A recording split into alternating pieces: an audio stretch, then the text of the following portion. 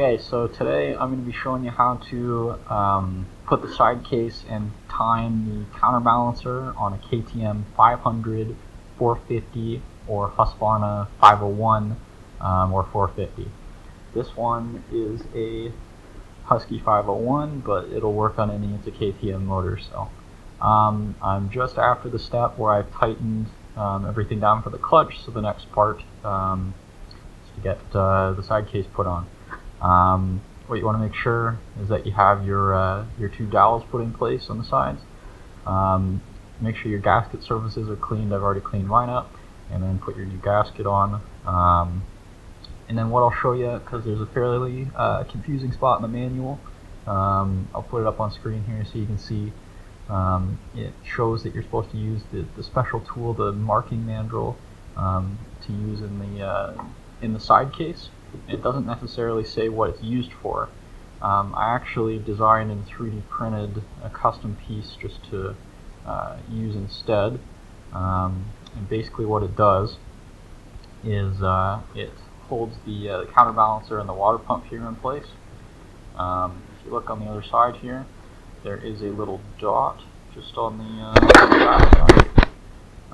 And the whole idea is you're supposed to line that up with the hole. Lighting's a little bit off. You're supposed to line it up with the hole on the other side where the water pump sits on. It's a $30 tool that's, for me, back ordered until March.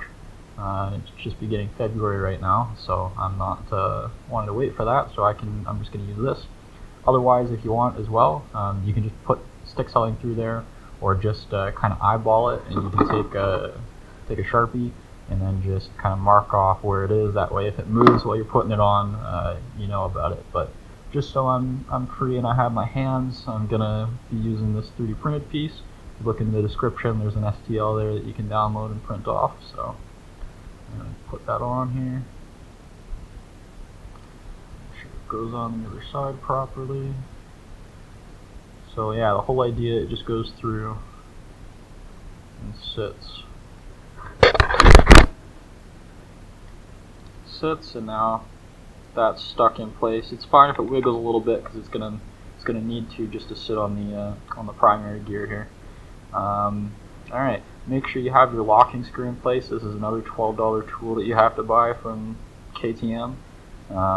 Fortunately, it wasn't back ordered. Otherwise, if you just take one of the regular bolts, if you have an extra, you can lop the head off and use that. It's fine. So it's basically just to make sure that this primary gear is in the right spot for when you put the side case on. So yeah, I'm pretty much good to go. Gasket surfaces are clean. My dowels are on, locking screw in place, and my gasket in place, so I'm good to go.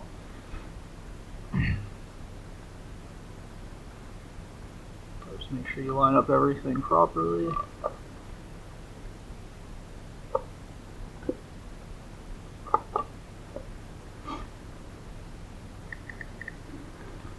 And just make sure that your gasket's not getting pinched from it. Oh, there we go. And I'm going to verify all the way around that everything's sat down properly. It looks like it is. And then from there you should be good to just reinstall the actual bolts to hold the case on. I hope you have a template, because they are not all the same size. You have some of the longer ones, and then there's also the one that basically substitutes this locking screw to go in. So yeah, I'll start putting those in. I'm not going to tighten these down yet. I'm just going to get them all just kind of somewhat snugged up.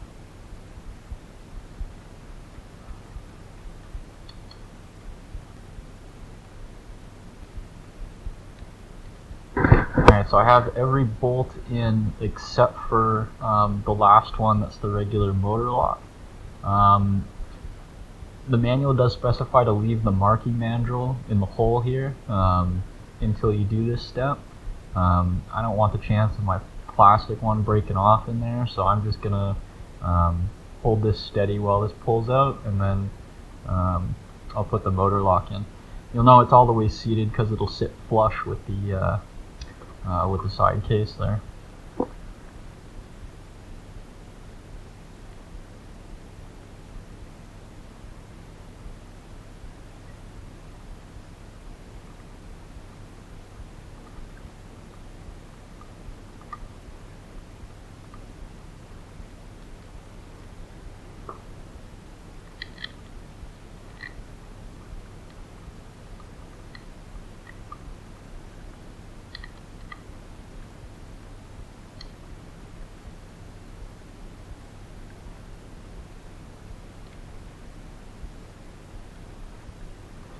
And yeah, there we can see it's completely flush with the case, so we're good to go on that.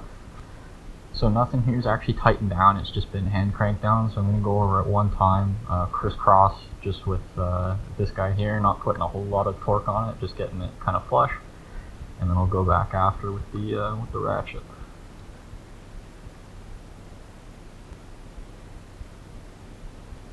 And then once I've got kind of a good pattern there, I'll just go over it kind of a round trip and just make sure everything's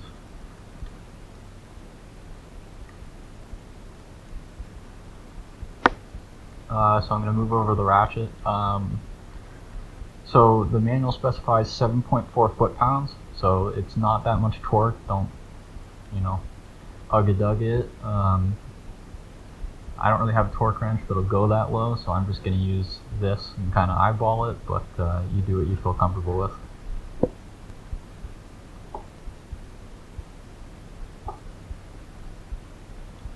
One thing I probably should mention as well, the locking nut, because it doesn't have its lock washer on it, it probably doesn't need to be fully tightened down, because I don't know if that's actually like hitting the side of the crank or not, or if it's just sitting in a crevice, but to not damage anything, you should probably just leave that loose. I'm not a mechanic, take my advice with a grain of salt. Alright, so I have everything tightened down pretty much as far as I need it to be. I went over it a few times just to make sure.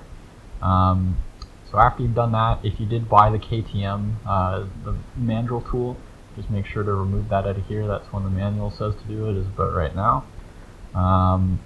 After that, you're pretty much good to put your water pump cover back on, and then proceed from there as far as the manual says. Just, you know, throughout this process, just make sure you're looking at the manual as much as possible, because it's the best source of knowledge. I only had that one issue with the marking mandrel, trying to figure out what that actually does, that kind of prompted me to make this video, so hopefully somebody else doesn't have as much of a hard time with it.